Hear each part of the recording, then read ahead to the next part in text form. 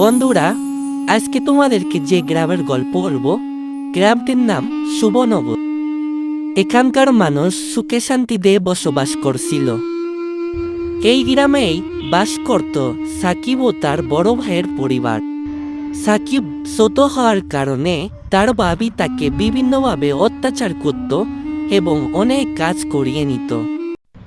একদিন তার ভাবি বলল, এই তুই এখনো কেন বাড়ি রয়েছিস? তাড়াতাড়ি জঙ্গলে গিয়ে কাঠ নিয়ে আয়। সাকিব তার ভাবির কথা মতো জঙ্গলে যায় কাঠ কুড়াতে। কিন্তু জঙ্গলে অনেক খোঁজাখুঁজির পরেও সে কোনো কাঠের সন্ধান পায় না। তাই সে নিরুপায় হয়ে কাঠ না নিয়ে বাড়ির দিকে সে হাঁটতে শুরু করে। কিরে সাকিব, তোকে কাঠ আনতে বলেছিলাম, কাঠ কই? ভাবি, আমি জঙ্গলে গিয়েছিলাম কাঠ আনতে। অনেক খোঁজাখুঁজির পরে আমি কোনো কাঠ পেলাম না। এই কথা শুনে তার ভাবি অনেক রেগে যায় এবং তাকে মারার জন্য ছাতা নিয়ে আসে। এই অকম্মা, তুই কাঠ পাসনি তাহলে তুই বাড়ি এসেছিস কেন? এই ছাতা দিয়ে মেরে তোর আজকে পিঠের ছাল তুলে দেব। তুই এখনই আমার চোখের সামনে থেকে দূর হ, তোর এই বাড়ি কোনো জায়গা নেই। না ভাবি, আমি এখন কোথায় যাব বলো?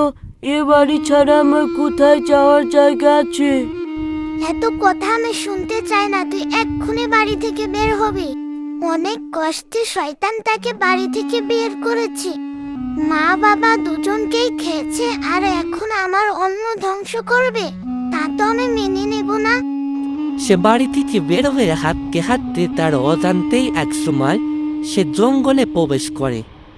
সে জানতেও পারে না সে বনের কত গভীরে চলে এসেছে। কিছুক্ষণ পরেই জঙ্গলে রাত নেমে আসে।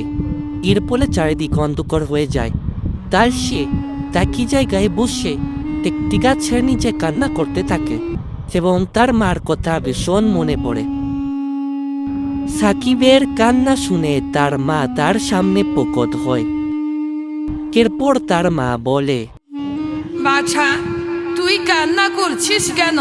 আর হাতো রাতে তুই এখানে জঙ্গলের মধ্যে বসেই বা রয়েছিস কেন? তুমি কে? এমন ভাবে আমার সামনে দাঁড়িয়ে রয়েছো? বাছা, আমি তোর মা। তুই কান্না করছিস কেন? মা, তুমি এসেছো।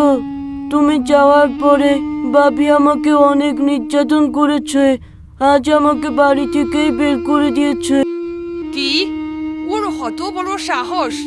চল আমার সাথে, ওর একদিন কি আমার একদিন। তারা জঙ্গল দিয়ে হাঁটতে হাঁটতে জঙ্গল থেকে বের হলো এবং গ্রামের রাস্তা দিয়ে হেঁটে তাদের বাড়ির দিকে অগ্রসর হতে থাকলো।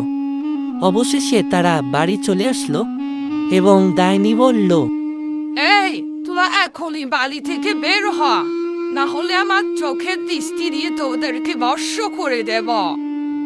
এই বৌমা, আমার মৃত্যুর পর তো তোরা ভালোই আছিস, কিন্তু আমার এই অবশ্যই শুধু কি অত্যাচার করছিস কেন? কই না তো, আমরা তো ওকে কোনো অত্যাচার করিনি। মিথ্যা কথা বলবি না, আমি সবই জানি। এখন আমার অলৌকিক শক্তি দিয়ে তোদেরকে ভস্য করে দেওয়া।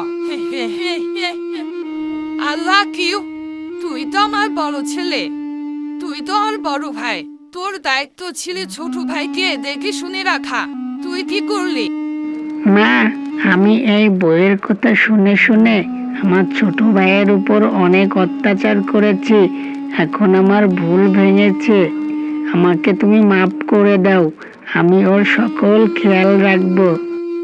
ওর বাবা, তুই তোর ভুল বুঝতে পেরেছিস, এতেই আমি অনেক খুশি হয়েছি। তোরা সকলে মিলেমিশে বসবাস কর, তাতে আমার আত্মায় অনেক শান্তি পাবে।